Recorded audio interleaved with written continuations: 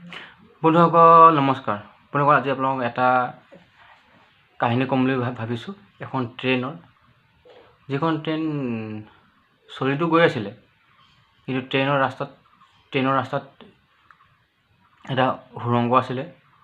সুৰংগৰ ভিতৰতো ট্ৰেইনখন প্ৰৱেশ কৰিলে, কিন্তু ট্ৰেইনখন সুৰংগৰ সিটো মূৰৰ পৰা ওলায়ে নাহিলে। সুৰংগত সোমাই ট্ৰেইনখন সুৰংগৰ ভিতৰতেই চিৰদিনৰ কাৰণে ট্ৰেইনখন নোহোৱাই হৈ পৰিলে। এই ঘটনাটো সংঘটিত হৈছিলে 1911 চনৰ ইটালীত জেনেটি নামৰ এটা কোম্পানী আছিলে। সেই জেনেটি কোম্পানীয়ে এখন ট্ৰেইন নিৰ্মাণ কৰিলে, 3টা ডবাৰ এখন ট্ৰেইন। প্ৰথমতে পৰীক্ষামূলকভাৱে ট্ৰেইনখন 100জন যাত্ৰীক ফ্ৰীত ট্ৰেইনখন উঠাই পৰীক্ষামূলক ভ্ৰমণ কৰিবৰ কাৰণে বাছনি কৰিলে। খোৱা বোৱা ফ্ৰী, চব ফ্ৰী। এইফালে 100জন যাত্ৰী, 6জন ট্ৰেইনৰ ড্ৰাইভাৰ মিলাই ট্ৰেইনৰ কৰ্মচাৰী, আৰু মুঠতে 106জন লোক বৰ্তমান ট্ৰেইনত আছিলে মানুহ, আৰু 106জন যাত্ৰী আৰু ক'ব লাগিব।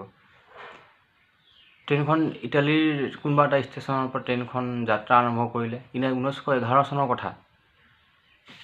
ট্ৰেইনখন যাত্ৰা আৰম্ভ কৰোঁতে ট্ৰেইনৰ ইটালীত লুম্বাৰ্ডি মাউণ্টেন বুলি পৰ্বত আছে। সেই লুম্বাৰ্ডি মাউণ্টেনৰ এটা সুৰংগ আছে, ৰেল সুৰংগ। সেইফালেদি ট্ৰেইনখন সুৰংগ দি গৈ তাৰ কোনোবা এটা ষ্টেচনত ট্ৰেইনখন ৰখিব লাগে। ঠিক প্ৰথমতে ট্ৰেইনখন ছিগনেল আহি গ'ল, ট্ৰেইনখন চলি গ'ল। যাওঁ আৰু আৰম্ভ কৰি আৱাজ কৰি ট্ৰেইনখন চলি গ'ল। চলি গৈ থাকোঁতে যেতিয়া সেই সুৰংগত ট্ৰেইনখন প্ৰৱেশ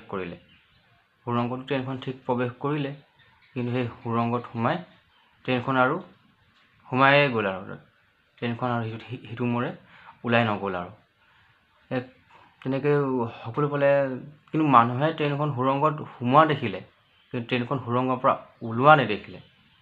তেনেকৈ চবফালে হুলস্থুল লাগিলে। এনেকুৱা এখন ট্ৰেইন ৰাস্তা পৰাই অন্তৰ্ধান হৈ গ'ল। সকলোফালে জাজ পৰ্টাল চলিলে, সোধ-পোছ চলিলে, ছিগনেল অ'কে আছিলে। তাৰ কিছুমান ৰেলৱে গেট আছিলে, গেটতো সোধ-পোছ কৰিলে। ট্ৰেইনখন এইফালৰ পৰা যোৱা চবেই ছিগনেল পাইছে, ট্ৰেইনখন এইফালে গ'ল। কিন্তু সুৰংগৰ ভিতৰত সোমোৱা বহুত প্ৰত্যক্ষদৰ্শী আছিলে, যিখন মানুহে ট্ৰেইনখন সুৰংগত সোমোৱা দেখিলে, কিন্তু প্ৰত্যক্ষদৰ্শীয়ে ট্ৰেইনখন সুৰংগৰ পৰা ওলোৱা নেদেখিলে। তাৰমানে সম্পূৰ্ণ কাহিনীটো সুৰংগৰ ভিতৰতে। এতিয়া সম্পূৰ্ণ পুলিচ প্ৰশাসনৰ মানুহ গ'ল, চবফালে সুৰংগৰ ভিতৰত চোৱা চিতা কৰিলে, ইয়াত কি আছে, কি কথা, কিবা সুৰংগৰ ভিতৰত কিবা গাঁত আছে নেকি, যে তাত কিহৰ কাৰণে ট্ৰেইনখন সুৰংগৰ পৰা ওলাই নগ'ল। সুৰংগত যে সোমাই যে সুৰংগৰ পৰা ওলাই নগ'ল, কিহৰ কাৰণে হ'ল, কি কথা গোটেই সুৰংগ এটা গোটেইখন চাপ্পা চালে। তাৰমানে ক'বলৈ গ'লে সম্পূৰ্ণ চালে গোটেই সুৰংগটো, কিন্তু তেনেকুৱা একো ক্লু নাপালে যে ট্ৰেইনখন সুৰংগৰ ভিতৰত যে ক'ৰবাত গাঁত আছে বা কিবা আছে। ভাবক, সুৰংগৰ ভিতৰত সোমালে, কিন্তু সুৰংগৰ পৰা ট্ৰেইনখন ওলাই নগ'ল। এই নিউজটো গোটেই ইটালীৰ বিয়পি পৰিলে। এনেকুৱা এখন ট্ৰেইন, জেনেটি কোম্পানীৰ এখন ট্ৰেইন, 3টা ডবাৰ ট্ৰেইন চলিছিলে, সুৰংগৰ ভিতৰত প্ৰৱেশ কৰিলে, কিন্তু সুৰংগৰ সিটো মূৰে ট্ৰেইনখন ওলাই নগ'ল। সুৰংগত যিটো সোমালে আৰু এই নিউজ গৈ গোটেই ইটালীতো বিয়পি পৰিলেই। লাহে লাহে ইটালীৰ পৰা গোটেই ইউৰোপতো এই নিউজ বিয়পি পৰিলে যে এনেকুৱা এখন ট্ৰেইন নোহোৱা হৈ পৰিল। যোৱা কথা গ'ল। দুজন ব্যক্তি আহি ক'লেহি যে মিডিয়াৰ আগত, যে আমি সেই ট্ৰেইনখনৰে যাত্ৰী আছিলোঁ। ট্ৰেইনখন সুৰংগৰ ভিতৰত নোসোমোৱাৰ আগতে সুৰংগৰ ভিতৰত ডাঠ ক'লা ধোঁৱা আৰু বগা ধোঁৱাই আৱৰি ধৰিছিলে। ধামকৈ এটা আৱাজ আহিছিলে, কিন্তু কিয় আৱাজ আহিছিলে, কি কথা আমি নাজানো। আমি লগালগ ট্ৰেইনৰ পৰা আমি জাপ মাৰি দিলোঁ। কিন্তু সেই দুজন ব্যক্তি মানসিক ৰোগী আছিলে, কথা ক'ব পৰা নাই, কথা সম্পূৰ্ণ পাহৰি গ'ল। ক'ৰ মানুহ কি কথা।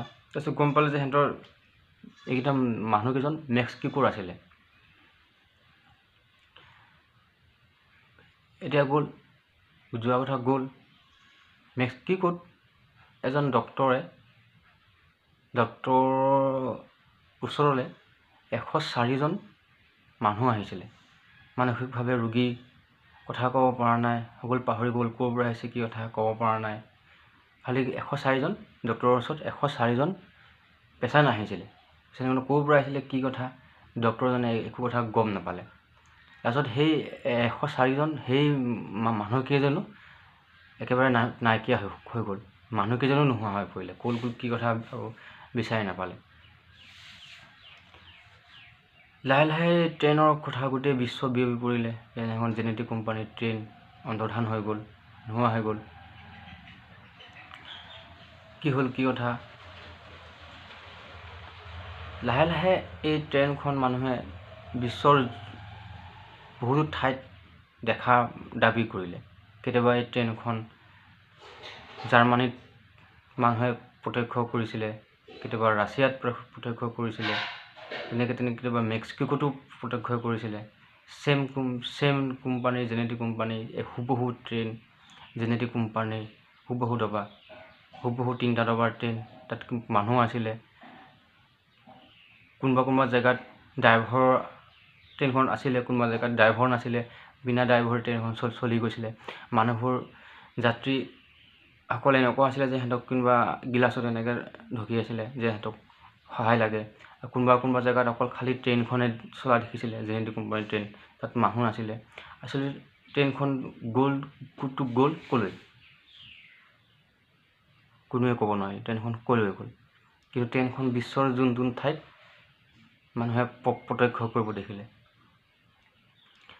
হুবহু তাৰ 1911 পৰা 1840 চনত ছেম জেনেটিক কোম্পানী, ছেম 3টা ডবাৰ ট্ৰেইন, ছেম নম্বৰৰ ট্ৰেইন 1840 চনত, তাৰ পৰা 71 বছৰ পিছত 1840 চনত সেই ট্ৰেইনখন মানুহে প্ৰত্যক্ষ কৰিছিলে। 1840, 1911ত ছেম ট্ৰেইন জেনেটিক কোম্পানীয়ে নিৰ্মাণ কৰিলে। যে 1911 চনৰ ট্ৰেইন 1840 চনত কেনেকৈ গৈ পালে।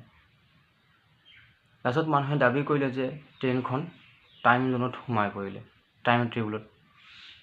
ট্ৰেইনখনে টাইম টেবুল কৰিব ধৰিলে বোলে। ট্ৰেইনখন যেতিয়া সুৰংগত প্ৰৱেশ কৰিছিলে তেতিয়াই বোলে ট্ৰেইনখন টাইম জোনত সোমাই পৰিলে। সেইকাৰণে টাইম জোনত সোমাই পৰাৰ লগে লগে ট্ৰেইনখন বোলে সুৰংগৰ পৰা ওলাই নগ'ল, খুব বেলেগ এটাহে দুনিয়াতহে প্ৰৱেশ কৰিলেগৈ বোলে, মানুহে কোৱা মতে। মানে বেলেগ এখন জগতত সোমাই পৰিলে বোলে ট্ৰেইনখন।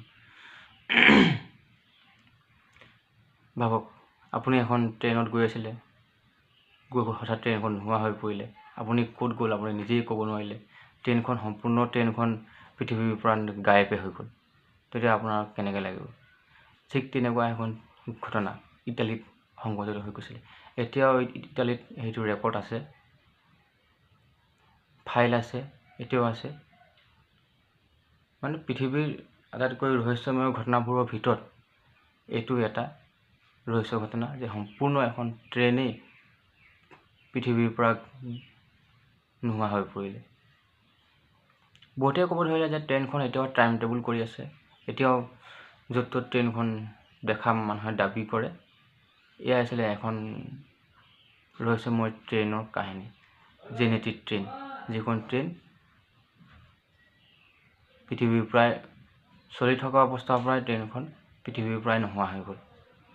এই ৰহস্য এতিয়াও ইটালীৰ মানুহৰ মুখে মুখে। তাৰপিছত যেতিয়া দ্বিতীয় বিশ্বযুদ্ধ আৰম্ভ হ'ল, সেই লোম্বাৰ্ডি মাউণ্টেইনত বোম পৰিলে। তাৰপিছত বোম পৰাৰ পিছত সুৰংগ সম্পূৰ্ণৰূপে বন্ধ হৈ গ'ল, ধ্বংস হৈ গ'ল। কিন্তু মানুহৰ মুখে মুখে এতিয়াও জেনেটিক ট্ৰেইন এটা বৰ ৰহস্যময় ট্ৰেইন, যিখন ট্ৰেইন পৃথিৱীৰ প্ৰায় চিৰদিনৰ কাৰণে যাত্ৰীসহ ট্ৰেইনখন চিৰদিনৰ কাৰণে নোহোৱা হৈ পৰিলে। নমস্কাৰ।